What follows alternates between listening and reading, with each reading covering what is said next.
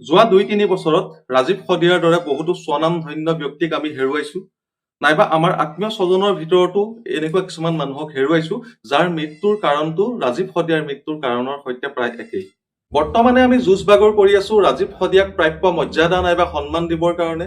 আমি যুঁজ বাগৰ কৰিছো যে ৰাজীৱ শদিয়াক কোনে চিনি পায় নাইবা কোনে চিনি নাপায় তাৰ ওপৰত তৰ্ক কৰিছো, বিতৰ্ক কৰিছো, কিন্তু এবাৰো আমি ভাবি চোৱা নাই যে ৰাজীৱ শদিয়া নাইবা তেওঁৰ দৰে যিসকল লোকে মৃত্যুবৰণ কৰিছে তেওঁলোকৰ মৃত্যুৰ কাৰণ কি, নাইবা তেওঁলোক কিয় সেই ঠাইতে ঢলি পৰাৰ পাছত সেই ঠাইৰ পৰা কিয় চিকিৎসালয় গৈ নাপায়গৈ, সেই কথাটো কিন্তু আমি কেতিয়াও ভাবি চোৱা নাই।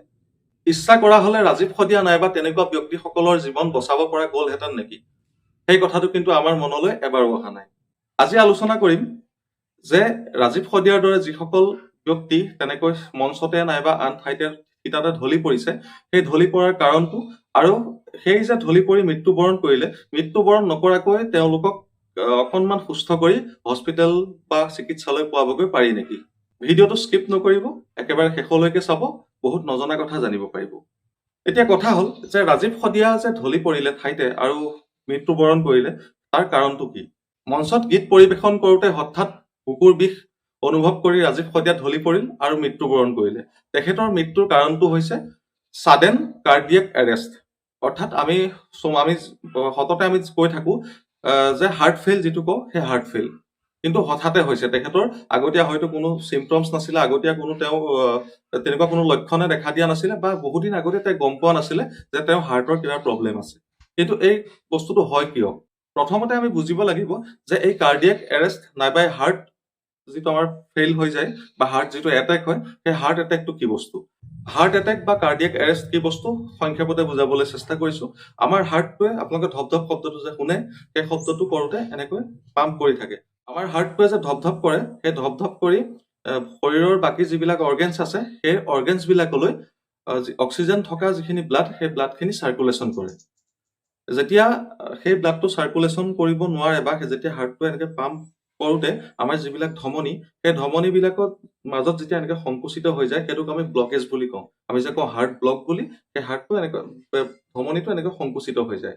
সেই যি নলিচা বা সেই যি ধমনী, সেই ধমনীডাল সংকুচিত হৈ যোৱাৰ কাৰণে যেতিয়া হাৰ্টটোৱে খুব বেছি জোৰত কাম কৰিবলৈ লয়, ব্লাডৰ যেতিয়া চাৰ্কুলেশ্যন বেছি হয়, তেতিয়া সেই ব্লক হৈ থকাৰ বা ব্লক হৈ যোৱাৰ কাৰণে সেই তেজখিনি যিখিনি মিনাৰেলযুক্ত ব্লাড বা আৰু অক্সিজেনযুক্ত ব্লাড, সেই ব্লাডখিনি গৈ আমাৰ হৃদপিণ্ড পাবগৈ নোৱাৰে বা আমাৰ হাৰ্টটো গৈ পাবগৈ নোৱাৰে। তাৰ ফলত হাৰ্টটোৱে কাম কৰা বন্ধ কৰি দিয়ে আৰু অক্সিজেনৰ অভাৱত মানুহজন ঢলি পৰে।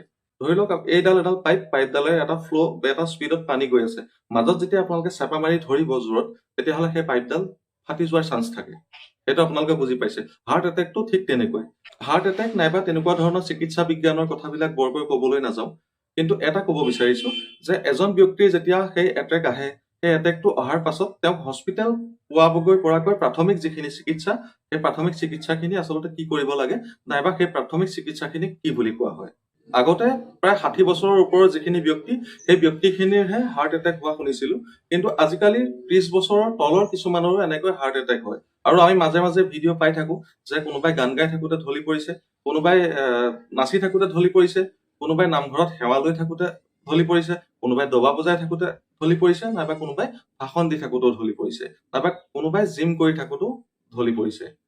তেওঁ বডিৰ ইণ্টাৰনেল কথাখিনি নাজানে। যিজন মানুহ তেনেকৈ ঢলি পৰে তেওঁ এজন সুস্থ মানুহ, গতিকে তেওঁ সেই ধৰণে বডিটো চেকআপ কৰোৱা নহয় বা ভিতৰত যে কিবা তেওঁৰ সমস্যা আছে সেই বিষয়ে তেওঁৰ ভাবিবলৈ নহয়, আৰু সেইকাৰণে সেই ঘপকৈ সেই তেনেকুৱা ছাডেন কাৰ্ডিয়েক এৰেষ্ট আহি যায়। এতিয়া ক'বলৈ লৈছো আটাইতকৈ গুৰুত্বপূৰ্ণ কথাটো। এজন হাৰ্ট এটেক অহা মানুহৰ কাষত যেতিয়া আপুনি থাকিব, তেতিয়া তেওঁক প্ৰাথমিক চিকিৎসা কি দিব লাগিব। যি প্ৰাথমিক চিকিৎসা হস্পিটেললৈ লৈ যোৱাৰ আগত দিয়া হয়, তাক কোৱা হয় CPR বুলি। CPRটো আপোনালোকে জানে, এই যিটো হাৰ্টৰ কথা ক'লো, সেই যিটো পাম্প, সেই পাম্প কৰাটো বন্ধ হৈ যায়। আগতে কৈছো যে অক্সিজেনযুক্ত যিখিনি ব্লাড, সেই ব্লাডখিনি হাৰ্টটো গৈ নাপায়গৈ।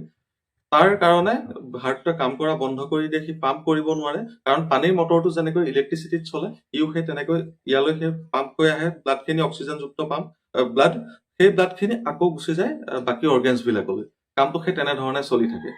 এতিয়া এজন হাৰ্ট এটেক অহা মানুহক প্ৰথমতে কি কৰিব, যে মানুহজনক এখন টান তক্তা জাতীয়, মানে খুব টান ঠাইত সমানকৈ শুৱাই ল'ব।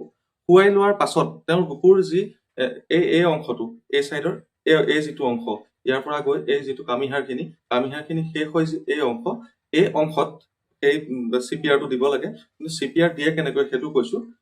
এই বাওঁ হাতখন এনেকৈ লৈ এইখন বাওঁ হাত আৰু সোঁ হাতখনেৰে ইয়াক এনেকৈ মুঠি মাৰি ধৰি এই যিটো তলুৱা হাতটো সম্পূৰ্ণ এনেকৈ ফিট কৰি মই 3D ভিডিঅ'ৰ দ্বাৰা অকণমান দেখুৱাবলৈ চেষ্টা কৰিছো।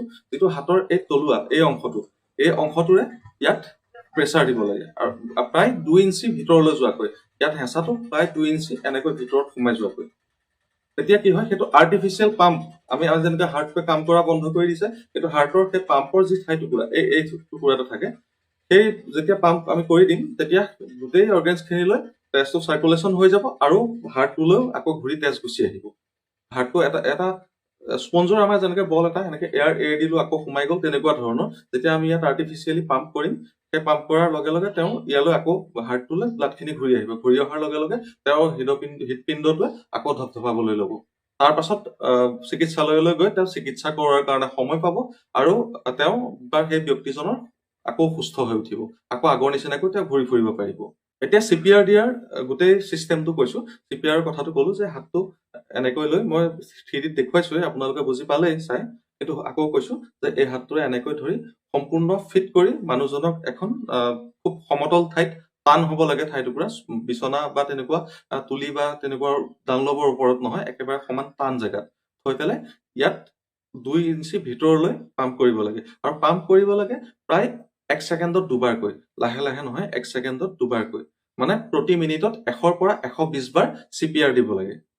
প্ৰতি মিনিটত 100 পৰা 120 বাৰকৈ যেতিয়া ব্যক্তিজনক সেই হাতটো চিধা কৰি চিপিআৰ দি থাকিব, দি থকাৰ সময়ত আপোনালোকে এম্বুলেন্স মাতি সেই মানুহজনক তেনেকৈ ডাক্তৰৰ ওচৰলৈ লৈ যাব পাৰে আৰু মানুহজন তেতিয়া সম্পূৰ্ণ সুস্থ হৈ উঠিব। ইয়াৰ উপৰিও ব্যক্তিজন তেনেকৈ শুই থকাৰ অৱস্থাত মুখখন এনেকৈ ওপৰলৈ কৰি তেওঁ মুখেৰে ভিতৰলৈ এয়াৰ ঠেলিব লাগে, মানে আপোনাৰ মুখখন তাত লগাই। সেইটো যদি কৰিবলৈ সেইটো সকলোৰে ক্ষেত্ৰত সম্ভৱ নহয়, সেইকাৰণে সেইটোৰ বিষয়ে ক'বলৈ যোৱা নাই। কিন্তু চিপিআৰৰ যিটো এই পদ্ধতি ক'লো, এই পদ্ধতিটোৰ পৰা আপুনি আপোনাৰ আত্মীয় স্বজনক এনেকুৱা জটিল পৰিস্থিতিত বচাই তুলিব পাৰিব। আজিৰ এই ভিডিঅ'টো এইবাবেই বনালো যে কৰোণা কাল শেষ হোৱাৰ পাছৰ পৰা কোনো বয়সৰ ছেদভেদ নোহোৱাকৈ মানুহ থিতাতে ঢলি পৰি মৃত্যুমুখত পৰিছে। আমি বহুত আপোনজনক হেৰুৱাইছো, বহুত গণ্যমান্য ব্যক্তিক হেৰুৱাইছো। সেইকাৰণে এনেকৈ হাৰ্ট এটেক অহাৰ পাছত যিটো প্ৰাথমিক চিকিৎসা দিয়া পদ্ধতি চিপিআৰ, সেইটো কেনেকৈ কৰা হয় সেই বিষয়ে অকণমান আপোনালোকক বুজাবলৈ চেষ্টা কৰিছো। সেইদিনা সেই ৰসবাৰী অনুষ্ঠানত উপস্থিত থকা ৰাইজসকলৰ মাজত এনেকুৱা ধৰণৰ সজাগতা যদি অকণমান থকা এজন ব্যক্তি থাকিলেহেঁতেন, হয়তো ৰাজীৱ শদিয়া জীয়াই থকাৰ অকণমান চান্স থাকিলেহেঁতেন। সেইকাৰণে ভিডিঅ'টো প্ৰস্তুত কৰিলো, আপোনালোকৰ মাজলৈ এৰি দিলো। সম্পূৰ্ণকৈ চাব আৰু আনলৈ শ্বেয়াৰ কৰি দিব, যাতে আপোনাৰ লগতে আপোনাৰ আত্মীয় স্বজন সকলোৰে অকণমান হ'লেও উপকাৰ হয়। আশা কৰো আজিৰ তথ্যটো ভাল লাগিল। এনেকুৱা ধৰণৰ ভিডিঅ'বিলাক পাই থাকিবলৈ আমাৰ ফেচবুক পেজটো ফ'ল' কৰি ল'ব আৰু ইউটিউব চেনেলটো ছাবস্ক্ৰাইব কৰি ল'ব। পুনৰ নতুন এটা ভিডিঅ'ৰ সৈতে আকৌ লগ পাম। জয় আই অসম।